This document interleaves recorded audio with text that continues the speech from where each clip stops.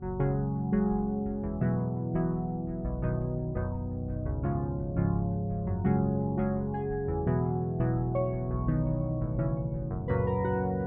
juillet 2024, j'ai appris que les symptômes liés au TC léger que j'ai eu en mai 2021 s'étaient installés et qu'ils n'allaient très certainement jamais partir. J'ai alors dû changer de perspective. Il n'était plus question de se reposer en espérant que ça allait aller mieux, mais d'apprendre à vivre avec ces difficultés devenues des séquelles, ce qui est bien différent. Quand les symptômes perdurent, on essaye de faire avec et d'avoir un semblant de vie normale alors même que ce n'est plus possible. Le coût à payer étant trop important. On doit donc s'adapter et c'est un apprentissage au quotidien, car il faut changer sa façon de fonctionner puisqu'on ne peut plus faire comme avant, ce qui est loin d'être facile. Alors on commence par faire avec, en cherchant de l'aide et en comprenant mieux ses symptômes. Et c'est ce que je vais vous raconter dans ce deuxième épisode. Je suis Sophie Lemaître, bienvenue dans Moi et mon TC léger, une mini-série de vivre avec un traumatisme crânien. Au cours de 3 épisodes, je vous emmène découvrir les différentes étapes de cette vie qui a basculé à cause d'un traumatisme crânien dit léger ou TC léger. Dans cet épisode, vous entendrez aussi le témoignage de Jérémy qui a des séquelles à la suite d'un TC léger, ainsi que la voix d'Edith Louis, présidente de l'AFTC-LR, celle de la docteure Claire Jourdan et de la docteure Jennifer Hernandez du CHU de Montpellier, de la neuropsychologue Mélissa Dardet ou encore celle de l'orthophoniste Marina Levavasseur. Épisode 2, faire avec.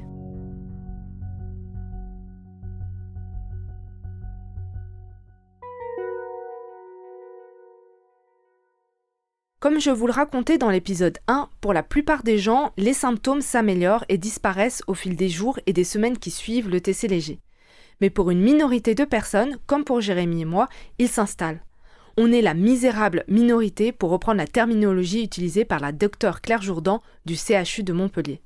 Les symptômes qui restent peuvent être physiques, comme des maux de tête, mais ils sont surtout cognitifs, fatigue, difficulté d'attention, manque de patience. Pour bien comprendre ce à quoi nous sommes confrontés, la docteure Claire Jourdan et Marina Levavasseur, orthophoniste, nous donnent des exemples concrets des troubles que l'on retrouve le plus souvent. Souvent, la plupart des symptômes s'améliorent et les choses se recentrent autour de un symptôme ou 2 symptômes qui sont prédominants et qui vont être les plus gênants. Donc il y a des gens qui vont finalement avoir une évolution vers des maux de tête chroniques, qui vont avoir des difficultés à gérer, donc ça peut effectivement déclencher ça.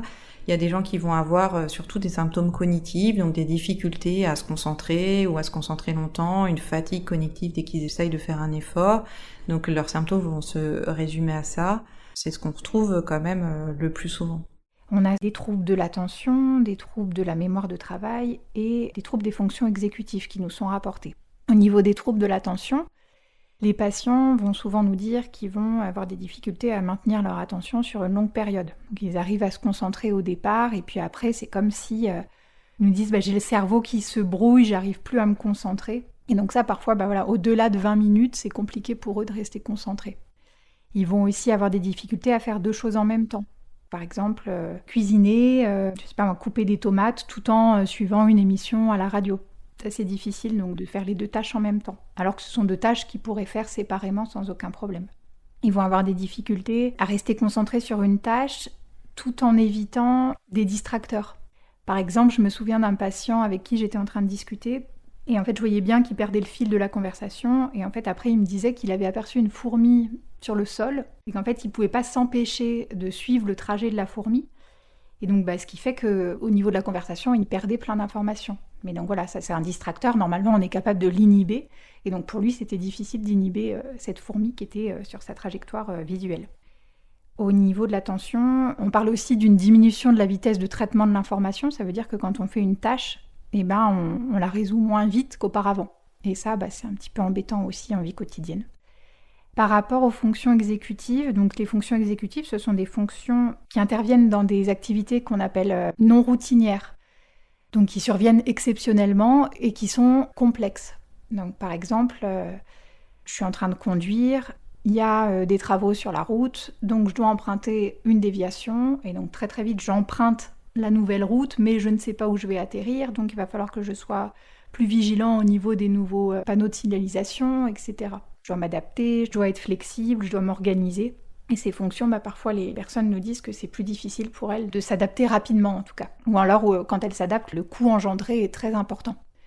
Et puis au niveau de la mémoire de travail, donc la mémoire de travail c'est une mémoire qui fonctionne sur un très court terme, mais pendant lesquels on va manipuler de l'information. Et ça va se traduire par exemple par des difficultés en calcul mental. Donc je suis en train de faire un calcul, une somme, une liste de courses par exemple. Et je vais me perdre dans mes calculs et je ne suis pas capable de raccrocher.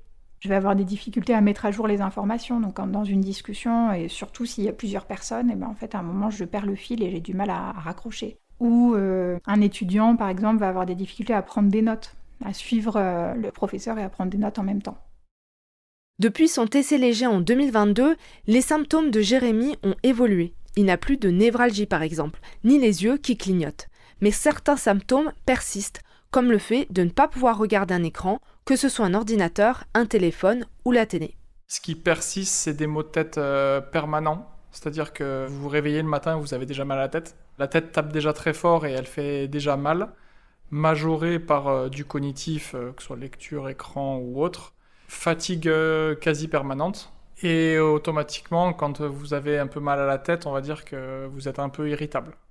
Le fait d'avoir un mal de tête permanent engendre d'autres symptômes, comme le fait de démarrer un peu plus rapidement au quart de tour, ou d'être un petit peu moins joyeux peut-être au quotidien. De mon côté, être dans un environnement bruyant comme un restaurant, un bar ou simplement un repas de famille ou entre amis m'est extrêmement difficile. Mon cerveau a du mal à discriminer les sons. J'ai aussi d'importants troubles du sommeil. L'expression « dormir comme un bébé » ne fait plus partie de mon vocabulaire depuis 5 ans. Et ça en dit long sur l'état de mon sommeil. Il peut m'arriver d'avoir des difficultés à trouver mes mots, ou bien je vais dire un mot qui n'a rien à voir avec celui que je voulais dire. Et ça se produit quand je suis très fatiguée. D'ailleurs, c'est cette fatigue constante et écrasante qui me pèse le plus. Le mot fatigue n'est pas représentatif de ce que je vis et peut conduire à des incompréhensions. On est tous soumis à des degrés différents à un sentiment de fatigue à un moment donné ou à un autre, et donc quand je dis que je suis fatiguée, les gens perçoivent difficilement ce que je veux dire. La fatigue que j'ai est sans commune mesure avec celle que la plupart des personnes vivent. Alors parfois j'utilise le terme épuisement, surcharge, sursollicitation, saturation pour marquer la différence avec la fatigue que les gens connaissent. Il faut se rendre compte que je me bats tous les jours contre la fatigue pour pouvoir faire ce que j'ai à faire. Pour vous donner une idée, sur une échelle de 0 à 10 de fatigue, si je suis à 5 en me levant le matin, c'est pas si mal. Alors imaginez dans quel état je suis en fin de journée et les conséquences sur mon quotidien.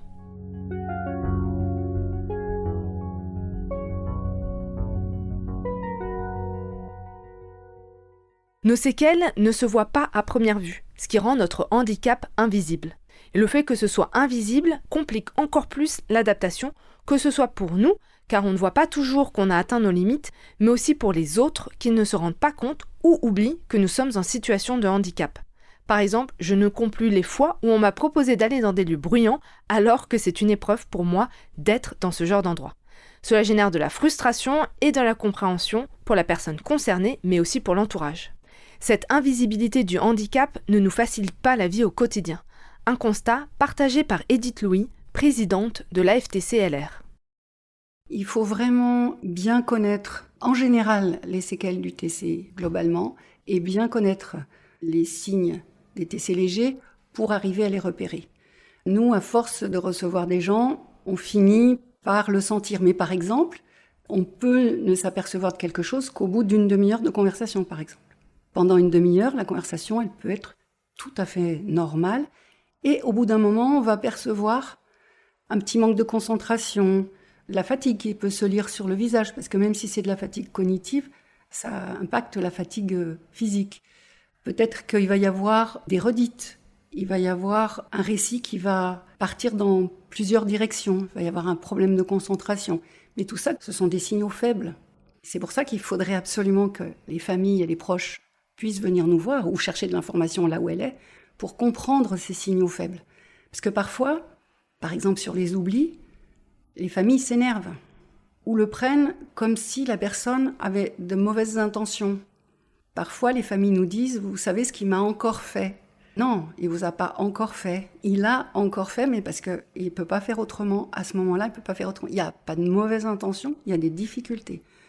Et ce changement de perspective, pour les proches, il est vraiment important. La personne, pour l'entourage proche ou pas, la personne, elle est la même. Quand c'est un TC grave et que la personne a eu une phase d'aphasie, qu'elle a une hémiplégie, ça se voit. Donc notre cerveau, le proche, identifie, se dit « Ah, c'est grave, il y a ça, donc le reste est potentiellement touché ». Chez un TC léger, il y a quand même plein de gens chez qui ça ne se voit pas. Du tout, du tout. Je pense même que certains médecins traitants ne peuvent pas s'en apercevoir. Une des grandes difficultés des TC légers, c'est que c'est comme s'il ne s'était rien passé. Donc, comment est-ce qu'on fait pour faire reconnaître des séquelles, à quelque niveau que ce soit, je ne parle pas forcément en termes juridiques, je parle aussi par rapport à l'entourage, par rapport au travail. Comment on fait pour faire reconnaître des séquelles que soi-même on sent importantes, qui sont invalidantes, alors qu'aux yeux de tout le monde, il ne s'est rien passé? Ce qui est aussi difficile à vivre, c'est qu'on est à la fois toujours la même personne et en même temps, on n'est plus exactement la même, comme le raconte Jérémy. On est finalement une personne totalement différente d'un côté de la personne qu'on était, tout en gardant bien sûr notre éducation, nos valeurs. Toutes ces choses-là ne sont pas remises en question. Par contre, une grosse partie de votre personnalité, elle change par rapport à ce que vous allez pouvoir faire en fait finalement au quotidien. Ce que Jérémy décrit, c'est ce qu'on appelle une rupture identitaire. Et je ressens aussi cette différence. Je suis toujours moi, mais je ne suis plus vraiment la personne que j'étais avant le TC léger. Et donc, non seulement on doit adapter notre façon de vivre, mais aussi dire au revoir à la personne qu'on était et au projet qu'on avait. Et dans le même temps, on doit apprendre à apprécier la personne qu'on est devenue aujourd'hui. L'entourage doit lui aussi changer et accepter cette nouvelle donne.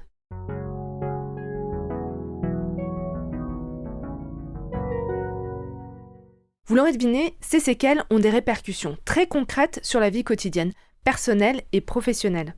Pour certaines personnes, il n'est plus possible de travailler, de s'occuper de ses enfants. L'isolement social est un vrai risque. En fait, tous les pans de la vie de la personne concernée sont impactés et l'entourage est aussi touché, comme l'explique la docteure Claire Jourdan et Edith Louis, présidente de la FTC-LR. Dans les études, une partie de ces personnes qui ont des symptômes persistants ne reprend pas le travail. Un an après, ils n'ont toujours pas réussi à reprendre le travail. L'arrêt de travail ou l'incapacité à travailler peut durer plus qu'1 an. Et qui dit retentissement sur le travail, dit retentissement sur le reste de la vie aussi. Donc l'impact sur la vie, il peut être monumental. Pour un traumatisme crânien, c'est assez contrariant, bien entendu, qui était étiqueté léger au départ. Les conséquences, du coup, elles vont être potentiellement sur toute la vie familiale, sociale, loisirs, quotidien et professionnel de la personne. Et effectivement, aussi forcément, en rebond sur l'entourage, parce que dans tous les accidents de la vie ou maladies importantes ou traumatisme crânien, quelle soit sa sévérité, on a souvent des touchés par ricochet qui sont l'entourage, qui vont être touchés aussi, de par l'impact que ça va avoir sur la personne. Ça a des répercussions dans la vie familiale. Par exemple, on a rencontré un homme jeune qui avait des enfants en bas âge, dont il n'arrivait plus à s'occuper parce qu'il ne supportait pas les cris.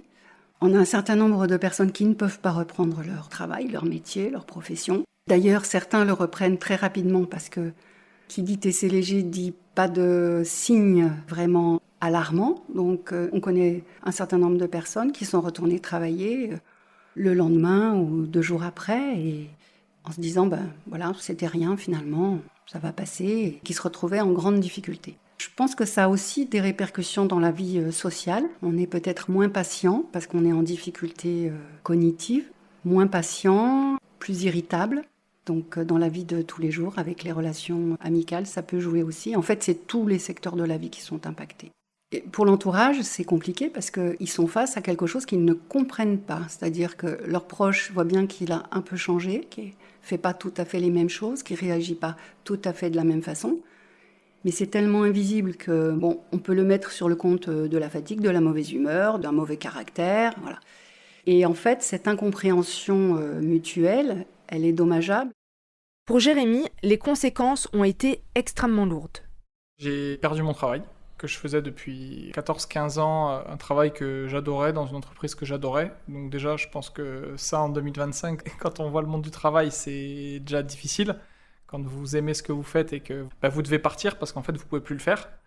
Donc il a fallu me reconvertir, retrouver quelque chose qui pouvait être adapté à mon état de santé, c'est-à-dire pas travailler toute la journée, parce que c'est pas possible, pas être devant un écran toute la journée, et faire quand même quelque chose que vous aimez. Parce que si c'est pour faire un travail, aujourd'hui je suis encore jeune, si c'est pour faire un travail pendant 40 ans qui me plaît pas, voilà, c'est pas le but non plus.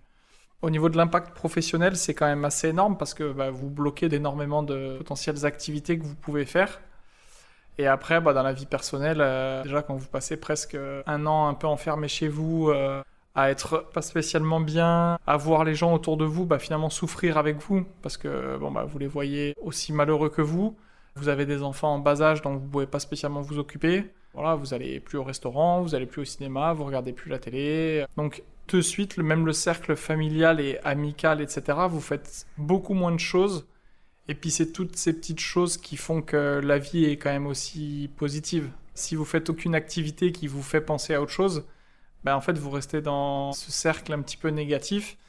Mais si vous le faites pas, c'est parce que vous pouvez pas le faire. Donc c'est un engrenage assez intense et assez important. Ça a beaucoup eu d'impact sur ces deux aspects-là. Voilà.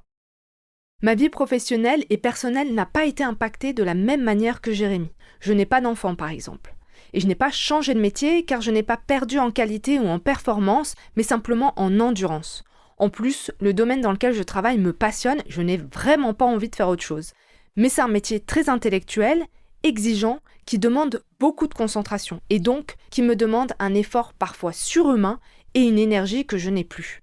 Continuer dans cette voie me coûte, je le paye d'ailleurs très cher, je ne suis généralement pas en mesure de faire autre chose. Alors pour pouvoir continuer, il va falloir que j'invente une autre manière de faire et ce n'est pas encore gagné. Et puis, je dois non seulement faire face à une écrasante fatigue au quotidien, mais aussi à une grande fatigabilité.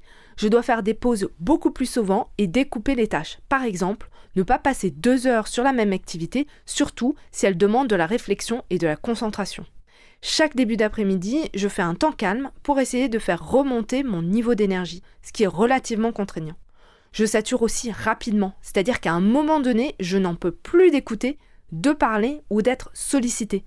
Cette saturation cognitive est difficile à gérer et à faire comprendre. Mon cerveau est aussi très souvent en surchauffe. J'ai la sensation qu'il brûle et dégage de la fumée. Cette surchauffe est épuisante. J'ai parfois aussi l'impression qu'un tsunami intérieur m'emporte et que je vais me noyer tellement je n'en peux plus, je suis en saturation. C'est vraiment une sensation très désagréable à vivre. Les activités du quotidien sont parfois une épreuve, comme cuisiner ou faire les courses. On ne se rend pas compte, mais toutes ces tâches demandent une forte concentration qui se traduit en fatigue, maux de tête, etc. Ma vie sociale est aussi extrêmement limitée car je suis trop fatiguée pour sortir, voir des gens et avoir des conversations. Il y a d'ailleurs un risque qu'on finisse par plus rien me proposer et en même temps ça se comprend vu que souvent je dois dire non, je suis trop fatiguée ou non, je ne peux pas faire ça.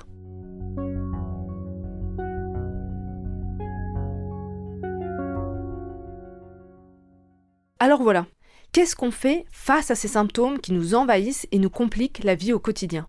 Eh bien, Jérémy et moi, chacun de notre côté, sommes allés chercher de l'aide pour essayer de faire avec. Et bonne nouvelle, il existe de nombreuses spécialités médicales, mais aussi des organisations qui peuvent nous accompagner pour nous soulager, par exemple des maux de tête, ou nous aider à récupérer certaines fonctions.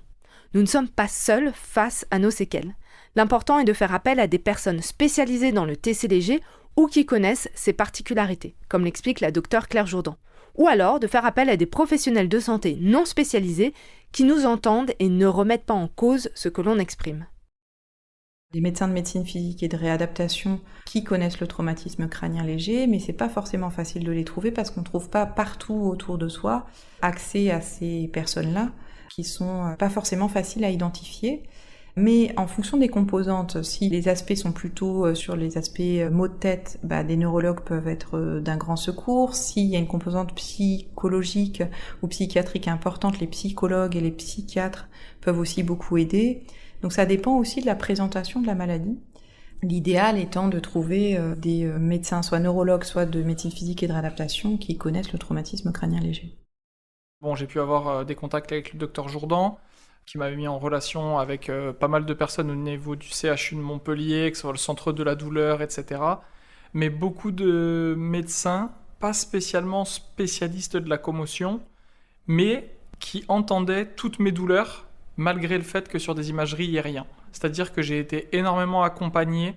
On comprenait que j'étais en souffrance et que je simulais pas ce qui m'arrivait malgré le fait qu'il n'y ait pas de preuves, en tout cas au niveau des imageries. En vie personnelle, je dois dire que j'ai eu énormément de chance parce que j'ai été accompagné d'une façon exceptionnelle, je dois dire par ma compagne ou mes enfants, mais même ma famille, mes amis.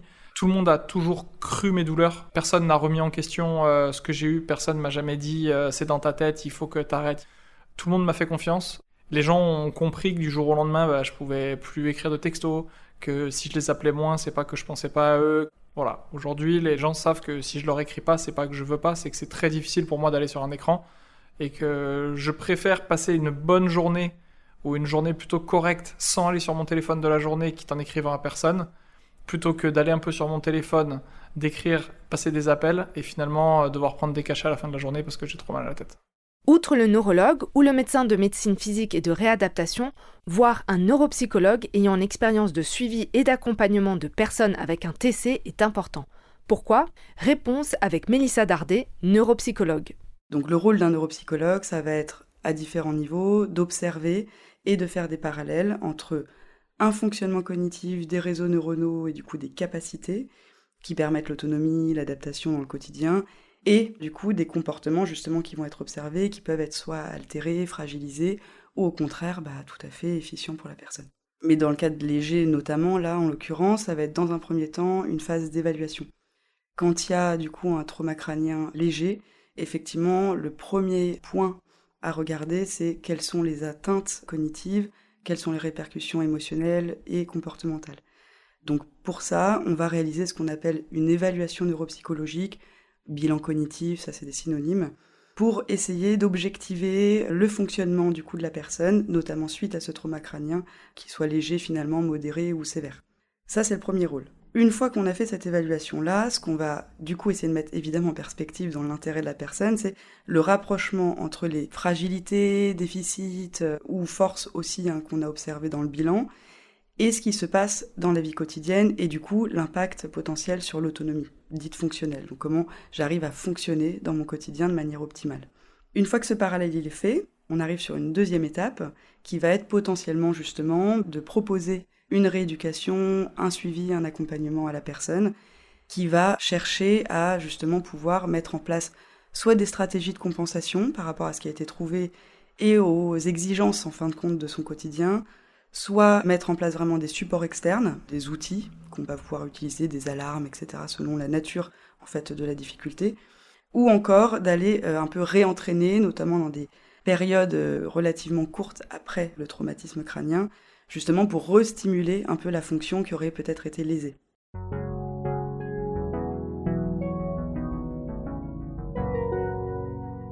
Il y a plusieurs manières d'opérer selon le thérapeute sur un bilan cognitif, mais de manière générale, vous avez toujours une première phase où en fait ça va être un entretien avec la personne pour comprendre déjà comment ça se passait avant, dans le quotidien, et surtout comment ça se passe maintenant, après en fait le traumatisme crânien. Quelles sont les répercussions ressenties par la personne, et là à nouveau ça va être très cognitif, mais aussi émotionnel, relationnel, comportemental. Donc il y a ce premier point qui va être vraiment un peu l'étude des difficultés post-trauma crânien. Aussi, on va regarder est-ce qu'il n'y a pas d'autres facteurs dans cet entretien qui peuvent expliquer, majorer, aggraver du coup des difficultés. Est-ce que du coup le traumatisme crânien a généré du stress, ce qui est quand même souvent le cas. C'est un bouleversement, donc il peut y avoir aussi beaucoup de remaniements émotionnels, l'impact dans la famille. Et du coup, qu'est-ce que ça peut favoriser comme difficulté ? Est-ce que la qualité du sommeil aussi était ou est depuis le traumatisme crânien altérée, dans quelle mesure, et du coup la fatigue qui en résulte. On peut regarder aussi au niveau de l'alimentation s'il y a des difficultés qui peuvent aussi ressortir ou des modifications. On va essayer de comprendre également dans quel contexte la personne elle évolue, parce que chaque environnement n'a pas tout à fait les mêmes exigences, les mêmes contraintes ou les mêmes facilités. Est-ce que c'est une personne qui vit seule, donc déjà en termes d'autonomie, qui peut être particulièrement impactée, parce que si j'ai du mal à faire les courses, parce que j'arrive plus à les planifier, bien, si je suis seule, c'est pas la même chose que si je vis en famille, que j'ai quelqu'un qui peut m'aider. Est-ce que j'ai de la famille proche ? Est-ce que j'ai un soutien aussi amical ? Est-ce que j'ai un emploi avec tous les enjeux de la reprise potentiellement ou de la poursuite de mon emploi ? On va regarder un petit peu tout ça. Parce que ce sont des facteurs qui vont non seulement permettre de mieux comprendre les difficultés dans le quotidien de la personne, mais aussi de comprendre un petit peu quel est son contexte de vie et du coup quels sont les facteurs qui viennent à nouveau agrémenter, mais aussi quels sont peut-être les leviers qu'on peut avoir derrière pour proposer une rééducation, une réhabilitation ou des stratégies à la personne.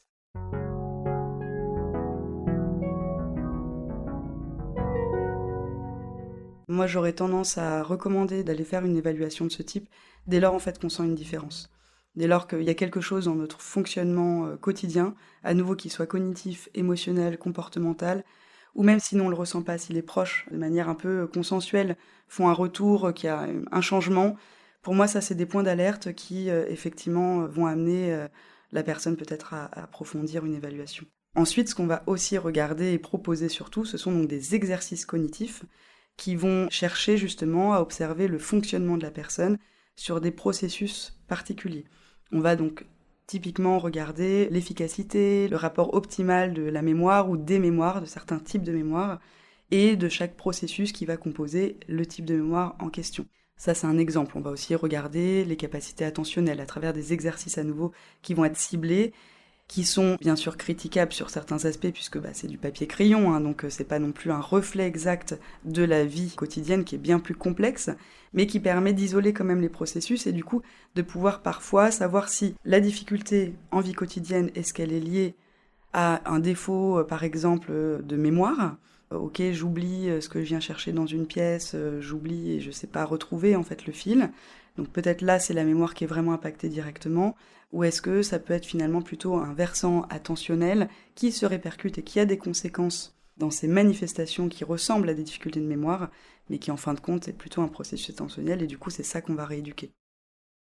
La première année après le TC, j'ai été suivie par mon médecin généraliste. Puis, comme ça n'allait toujours pas mieux, j'ai fini par prendre rendez-vous avec une neurologue qui m'a fait faire un bilan mémoire et m'a recommandé de commencer un suivi avec un neuropsychologue. Consulter un neuropsychologue m'a grandement aidé, notamment pour identifier mes signaux d'alerte et de fatigue et mettre en place des stratégies d'adaptation, ce qui m'a permis d'avancer et de faire avec. Je suis aussi suivie par un médecin spécialisé dans les troubles du sommeil. J'ai fait des séances de kiné et d'ostéopathie, j'ai fait de l'acupuncture et je suis allée voir une énergéticienne. En fait, j'ai testé des approches différentes pour trouver des solutions, être moins impactée par mes symptômes et avoir des astuces pour mieux vivre la situation. Sur les conseils de la Dr Claire Jourdan, je suis allée voir une orthophoniste. On n'y pense pas forcément, mais en fait, grâce aux exercices de rééducation de l'orthophoniste, on peut améliorer sa concentration, sa mémoire de travail ou encore sa vitesse de traitement. Alors si vous vous demandez à quoi peut ressembler une séance, Marina Levavasseur, orthophoniste, nous l'explique. La première fois qu'on reçoit le patient, on va lui faire passer des épreuves de bilan pour nous avoir un peu un portrait de toutes ses fonctions cognitives et on va évaluer ses fonctions. Une fois qu'on a évalué ses fonctions, donc les épreuves, en fait, l'idée c'est de comparer les performances du patient à des scores qui seraient attendus, en tout cas, sans lésion cérébrale. Et en fonction de ça, on va pouvoir nous définir des axes thérapeutiques qui vont être discutés avec le patient et qui vont nous permettre après de cibler et de proposer des exercices adaptés. C'est des séances individuelles qui ont lieu de manière hebdomadaire, au cours desquelles on va stimuler les fonctions altérées. Donc, par exemple, au niveau de la rééducation des troubles de l'attention, on va beaucoup utiliser l'outil informatique au départ. Pour la mémoire de travail, on va utiliser des protocoles qui sont toujours de complexité croissante. Donc après, il n'y a pas de règle. Si vous voulez, si vous allez voir 2 orthophonistes différentes, elles ne vont pas forcément vous proposer les mêmes exercices. Mais l'idée, c'est d'avoir un projet commun avec le patient, de travailler beaucoup sur ce qu'on appelle la métacognition, donc le fait que le patient ait conscience de ses difficultés, sache vraiment pourquoi il vient, ce sur quoi on va travailler. Ça, on sait que ça permet une meilleure récupération des troubles. Et ensuite, on va pouvoir lui fournir des exercices. On essaie de proposer des exercices de complexité croissante. On va vraiment augmenter la difficulté petit à petit au fur et à mesure des séances. Une fois qu'on a un objectif thérapeutique, donc d'évaluer le patient avant, ensuite, on fait notre thérapie et en post-thérapie, on réévalue le patient pour voir si la thérapie a été efficace. Moi, j'aime bien aussi quand le patient voit son médecin, surtout si c'est un médecin qui travaille en médecine physique, de refaire passer en tout cas l'épreuve sur laquelle on est en train de travailler pour que le médecin ait aussi un petit peu des informations et que ce ne soit pas juste un ressenti subjectif. Et moi, souvent, ce qu'on me dit, c'est que les premières séances, les patients sont fatigués en sortant et que petit à petit, ils gagnent en endurance Et ils sont contents. Parfois, il y en a qui me disent que c'est comme s'il y avait un petit peu du brouillard cérébral qui disparaissait, qui s'amenuisait. Et ça, je l'observe. On a vraiment, au tout départ, dans les premières séances, il y a certaines personnes... Alors, ça dépend aussi de si on a repris ou non le travail, ça dépend de... Mais pour les personnes qui vraiment n'ont pas encore repris le travail et qui n'ont plus trop d'activité cognitive à la maison, ils disent que voilà, ça leur fait du bien, en tout cas, peut-être même d'être rassurés sur le fait que le cerveau fonctionne encore et qu'ils sont capables de réaliser des tâches cognitives, même complexes. J'ai eu des séances d'orthophonie pendant 1 an et demi et je vois la différence. Je suis plus rapide et j'ai plus d'endurance. Par exemple, si je devais faire un travail de réflexion et de concentration comme la lecture ou la rédaction, je ne pouvais pas le faire pendant plus de 30 minutes d'affilée. Aujourd'hui, je peux le faire pendant 1h30 sans pause et sans avoir de maux de tête ou autres symptômes désagréables. L'idéal est de consulter dès qu'on remarque qu'on a des difficultés, mais ça vaut aussi le coup d'essayer même s'il s'est passé des années, comme dans mon cas puisque j'ai commencé les séances 3 ans et demi après le TC. Jérémy, lui, n'a pas eu le même parcours de soins et d'accompagnement. Il est certes allé voir des kinés et des ostéos, mais il a surtout testé la photobiomodulation. C'est un concept assez nouveau. En gros, c'est des séances avec une sorte de casque sur la tête. Tout le côté scientifique, alors je ne le maîtrise pas totalement, mais en gros, l'objectif, ça serait de brûler certaines cellules lésées pour donner naissance à des nouvelles. Alors ça ne m'a pas guéri, j'ai toujours beaucoup de difficultés. Mais en tout cas, j'ai eu l'impression de passer un vrai cap grâce à ça sur certaines choses. Le bruit, la fatigue qui s'est un petit peu estompée. Et quand je suis aussi dans le mal, que voilà, je suis en migraine ou que j'ai énormément de maux de tête sur plusieurs jours, voilà, dès que je fais une séance, je me sens quand même mieux pour quelques jours derrière. Ça me permet de repartir, on va dire, et de petits coups de boost pour quelques jours qui suivent. J'ai aussi testé quelque chose d'original, la muséothérapie. Une approche unique en France, développée par la Dr Jennifer Hernandez, médecin anesthésiste réanimateur au CHU de Montpellier. Un partenariat de 2 ans a été conclu entre le CHU, le musée Fabre et le Fonds Guillem. La muséothérapie a été pensée pour des personnes cérébrolésées comme celles qui ont eu un TC ou un AVC. La muséothérapie, c'est l'idée d'utiliser l'espace muséal avec un but de soin. L'idée, elle est un petit peu double. D'abord, c'est passer du temps avec d'autres patients dans un espace qui n'est pas l'hôpital, qui est un espace culturel, qui est censé être neutre d'un point de vue de la santé et qui est l'endroit où on perçoit le beau. Donc le beau à la fois dans l'architecture, parce que souvent, la plupart de nos musées, ce sont des espaces où on se sent bien. En tout cas, il y a toute une réflexion des équipes du musée pour faire en sorte que les espaces muséaux soient agréable. Et ensuite, c'est aussi l'expérience esthétique et donc c'est la rencontre des œuvres. Et ça vient du fait que, de mon côté, je suis assez persuadée du fait que quand on regarde une œuvre, eh bien, ça peut aider à faire qu'on se sente mieux. La dernière chose, c'est aussi travailler sur le fait de permettre à chacun et d'exprimer ce qu'il ressent en regardant l'œuvre et ensuite de partager cette parole-là. Et que cette parole, elle soit le support d'un partage collectif et qu'elle puisse permettre à chacun de se sentir entouré. Parce qu'on sait qu'en fait, la maladie, quelle qu'elle soit, elle est un grand facteur d'isolement. Et le principe, en tout cas un des principes de la muséothérapie, je crois, c'est d'essayer de diminuer au maximum cet isolement et de faire sentir à chacun qu'il n'est pas seul et qu'il est entouré de certains professionnels de santé, mais aussi d'autres patients qui peuvent être là aussi pour lui. Je suis assez persuadée de l'effet de ce qu'on appelle l'expérience esthétique, c'est-à-dire le fait d'être confronté à quelque chose de beau, quelque chose qui nous fait un effet, quel qu'il soit, que ce soit un effet d'apaisement, un effet interrogatif. Et je sais que personnellement, à chaque fois que je sors d'un musée, j'ai toujours l'impression d'être plus calme, d'être plus sereine. Et puis quelque chose d'important aussi qui est l'impression générale d'appartenir à un grand tout. Le grand tout de l'histoire des artistes et de l'histoire de l'humanité. Et je trouve que c'est quelque chose de très apaisant. Essayer d'utiliser l'art, pour moi, c'est vraiment un outil à un échange. L'idée, c'est de permettre, de faciliter les échanges entre patients et de permettre à chacun de partager, d'asseoir son histoire au sein du groupe et de se sentir, eh bien, tout simplement considéré, entendu et soutenu. J'ai beaucoup aimé les 2 séances auxquelles j'ai participé parce que cela permettait de découvrir une œuvre ou un courant de peinture et ensuite de faire un atelier artistique. Ces séances étaient fatigantes, mais pendant un court instant, elles nous sortaient de notre quotidien bien pesant. Les premières 45 minutes, ce que nous avons appelé une exploration sensible de 1 ou 2 œuvres.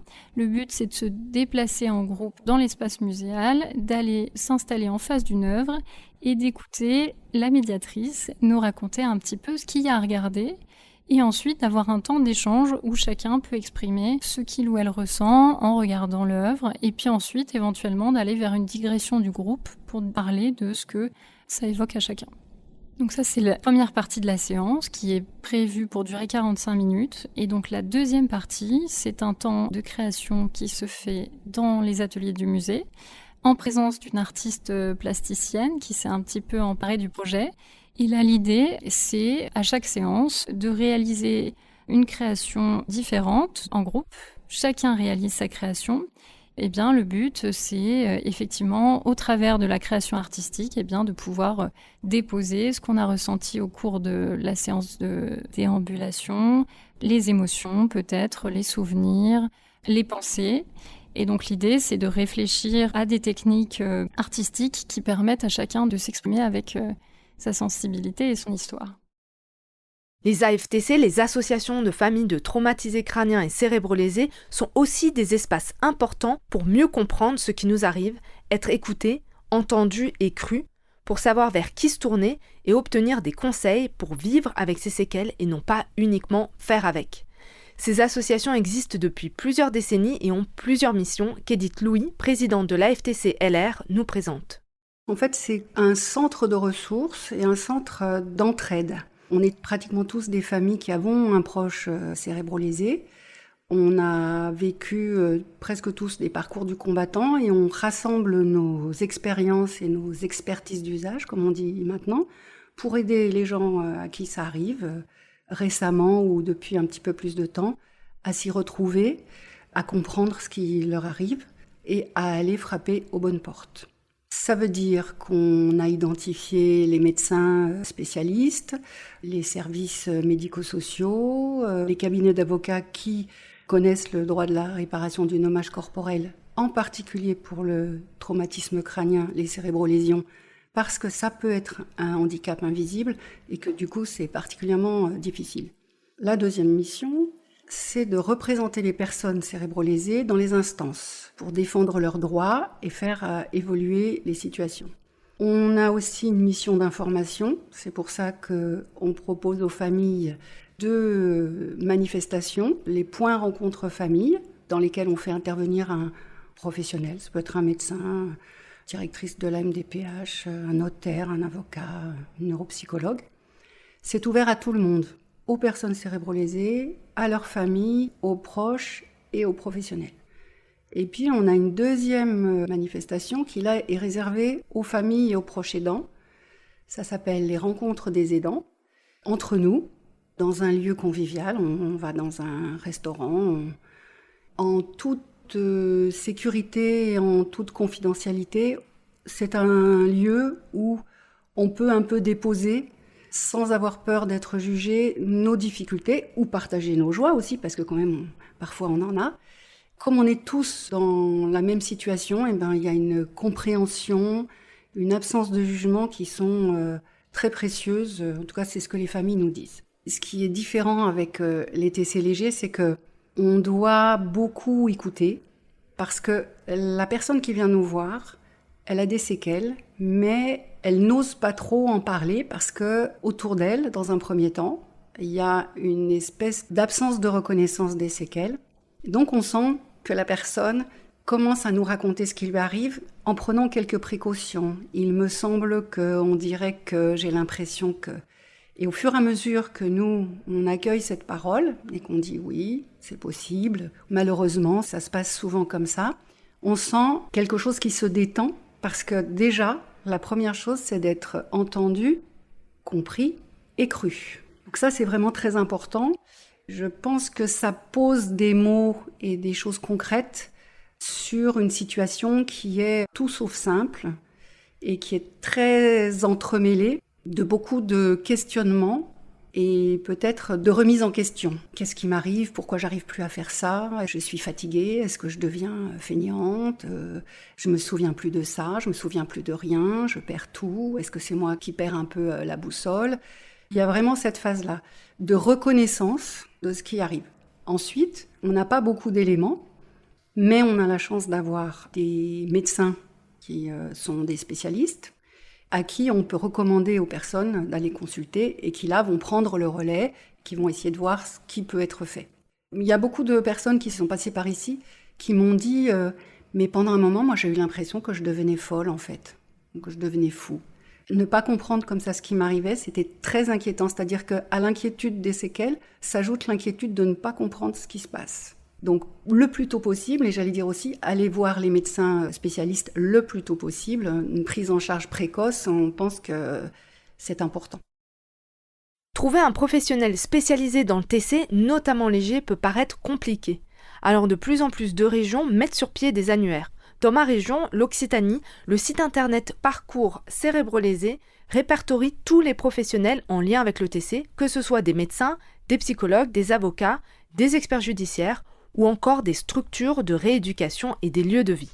Sur le plan professionnel, si on possède la reconnaissance de la qualité de travailleur handicapé et que l'on est inscrit à France Travail, on peut demander à son conseiller de faire appel aux aides spécifiques, c'est-à-dire demander à être suivi par des neuropsychologues pour aider dans l'adaptation et le retour au travail.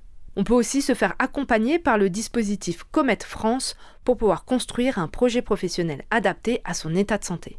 Grâce à tous ces professionnels, à toutes ces rencontres, on peut faire avec ces séquelles. Mais finalement, le plus important, ce n'est pas de faire avec, mais de s'adapter et d'accepter sa nouvelle situation pour retrouver un équilibre et s'épanouir dans sa vie. Et c'est ce qu'on verra dans le prochain épisode.